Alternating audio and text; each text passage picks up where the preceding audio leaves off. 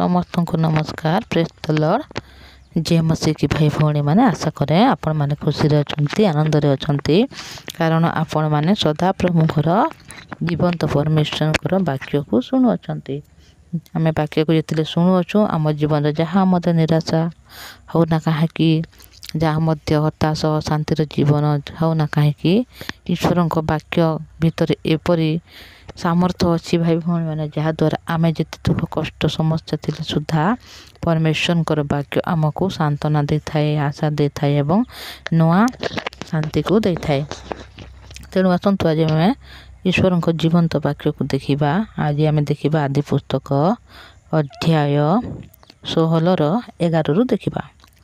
सदा प्रभु को दूत आहरी कहले, देख तुमर गर्भ होइछि, तुमे पुत्र प्रसव करिब, ताहार नाम इस्माएल अर्थात परमेश्वर शुणती देव।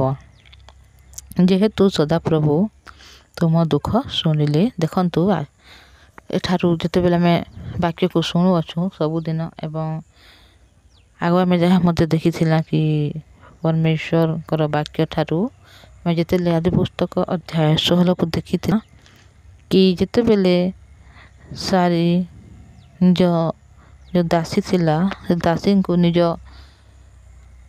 स्वामी निकट को जिते पठाइले और से माने सहवास करते से जिते गर्भवती होइछि ता द्वारा कौन होइछि से दासीर नाम होठारे हागार एवं हागार सेठारे तुच्छ ज्ञान करुअछि सारी को जहाँ से गर्भवती होइछि से से बेसी मन दुख करुँच सारी एवं अब्राहम को मध्य से कहउछंती कि जिते दासी गर्भ है ता द्वारा से मते तुच्छ ज्ञान करुअछि बोली। जिते अब्राहम सेठारे कहले कि तुमर जहाँ इच्छा तुम्हें ता प्रति कर कारण से हूँ तुमर दासी। सेते बेले से बेसी कठोर व्यवहार करी कौन कले ताको घर बाहर करदेले एवं से जाई जेते बेले बाहर को जाऊँगी से सदा प्रभुंर दूत एठारे कौन करुँच ताकू कहउछंती कि तुम्हें कौटी को जाऊछ एवं केउटी की आसुअछ एवं तुम्हें जाओ एवं तुमर जो सांताणी तांको बसीभूता हो एवं से जहाँ कहउछंती ताहा कर। एवं आउ यह मत कहले बोली एठारे लिखा जाइछि कि तुम्हें जो पुत्र प्रसव करिब ताहार नाम इस्माएल देव बोली एठारे परमेश्वर दूत प्रथम हागार को कही सारी अच्छी। पुणी से मनुष्य मानकर मध्यरे वनगर्धव स्वरूप हेब, ताहार हस्त समस्त विरुद्धरे और समस्त हस्त ताहार विरुद्धरे थिब। पुणी से अपना भाई मानक सम्मुख रे वास करिब। देखंतु यह होछि अब्राहम कर वंश अब्राहम कर संतान जहाँ द्वारा जिते आम देखुअछु यह हागार भितर अच्छी हागार कोखरी जिते से अच्छी तो हेले सुधा परमेश्वर जिते बेले अब्राहम को प्रतिज्ञा करिअछंती कि आमे तुम वंश को बढ़ाइबा सेथि जोगु हागार गर्भरे थिबा अब्राहम कर संतान सेथि पई सदा प्रभु सही संतान को मध्य कौन करबा पाई चाहुअछंती एठारे बढ़ाइबा पाई चाहुअछंती एवं से विरुद्ध से कहउछंती कि वनगर्धव स्वरूप हेब बोली एठारे कहउछंती एवं ताहार विरुद्ध रे समस्त हाथ उठिब एवं समस्त हाथ तार विरुद्ध रे उठिब एवं से निज कौन कह भाई मानकर सम्मुख रे वास करिब। आउ हागार अपना सहित कथबार्ता कारी सदा प्रभुंकर एही नाम रखिला यथा मर्धर्शक परमेश्वर हे परमेश्वर तुम्हें मते देखु अछ बोली यार अर्थ। जेहेतु से कहला जे मते देखंती ताहांक दर्शन उतारे मु कि एठारे आहुरी बंचिबी। एणु सही कूपर नाम बेर लयर रेई अर्थात दर्शनांते जीवन कूप रखागला। यही कूप कादेश एवं बेदर मध्य अच्छी। अनंतर हागार अब्राहम को निमंते पुत्र प्रसव करते अब्राहम हागार ठारू जात आपणार सही पुत्र नाम इस्माएल देले। जिते बेले स्वर्गदूत ईश्वरंकर से देखी हागार को जिते कही कि तांकर नाम इस्माएल देव तद्वारा एठारे कौन होइछि तांकर नाम को इस्माएल ठारे देई अछंती। अब्राहम को 46 ବର୍ଷ ବୟସର ହାଗାର ଅବ୍ରାମଙ୍କ ନିମନ୍ତେ ଇସମାଇଲକୁ ପ୍ରସବ କଲେ। ଯେତେବେଳେ ଦେଖ 46 ବର୍ଷ ହୋଇଥିଲା ଏଠାରେ, ଯାହାଦ୍ୱାରା 86 ବର୍ଷ ହୋଇଥିଲା। ତଦ୍ୱାରା କ'ଣ କରିଅଛନ୍ତି ଏଠାରେ ଅବ୍ରାମଙ୍କ ପୁତ୍ର ହାଗାରଙ୍କ ଯେଉଁ ଗର୍ଭରେ ଥିଲା ତାକୁ ସେ ପ୍ରସବ କରିଅଛନ୍ତି।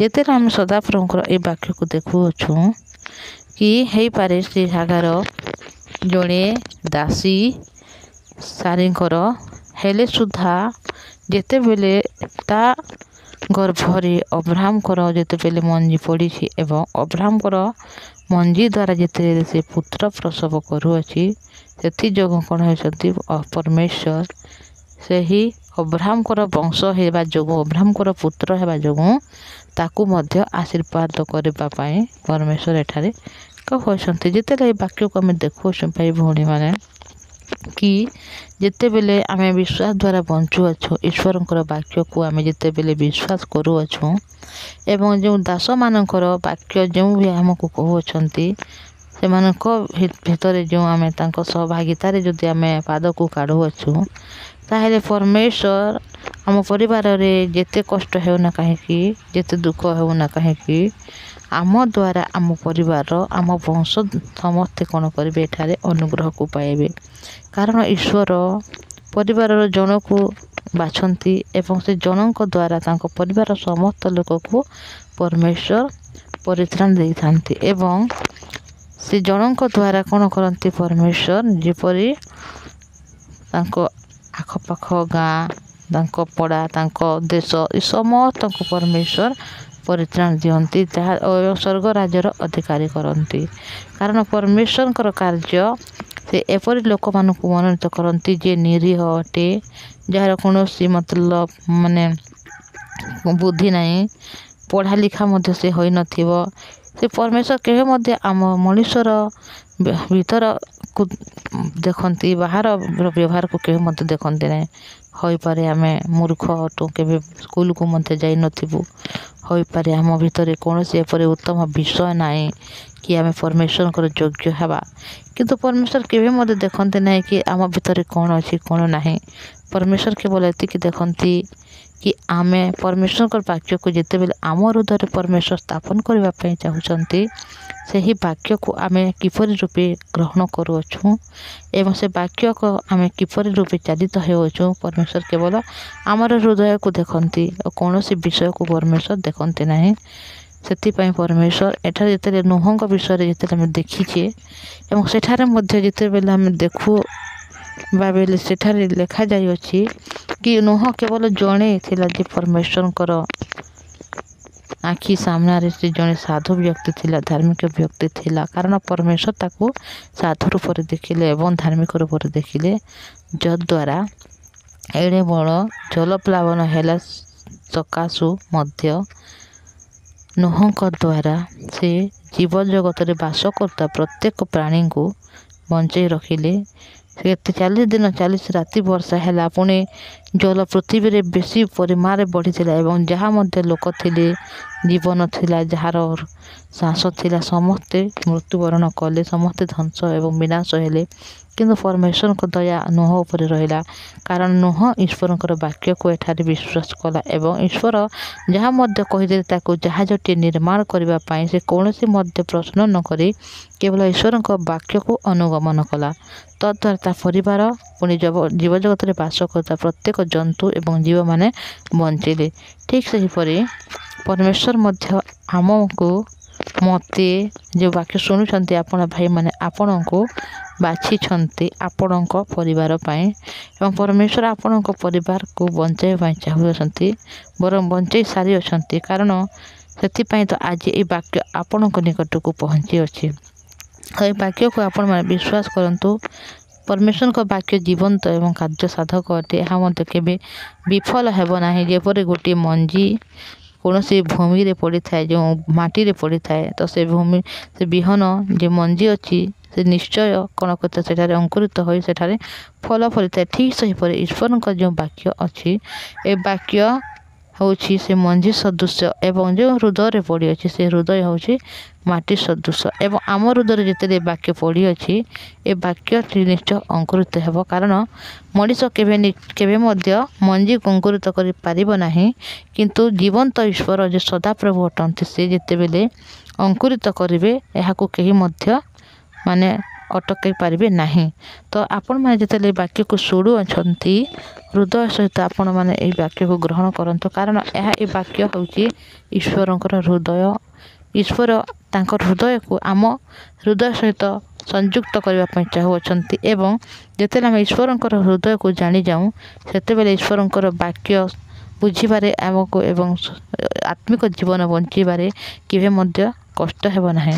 ତ ଯେତେବେଳେ ଏ ବାକ୍ୟକୁ ଆମେ ଦେଖିଛେ ଆଗାମୀ ଦିନରେ ଆଉ ମଧ୍ୟ ଆମେ ଦେଖିବା ଏବଂ ଶୁଣିବା କି ପରମେଶ୍ୱର କିପରି ଦେଖନ୍ତୁ ଅବ୍ରାହ୍ମକୁ 86 ବର୍ଷ ହେଉଛି ଓ ସେତେବେଳେ ପୁତ୍ରକୁ ଗୋଟିଏ ପରମେଶ୍ୱର ଦେଉଅଛନ୍ତି।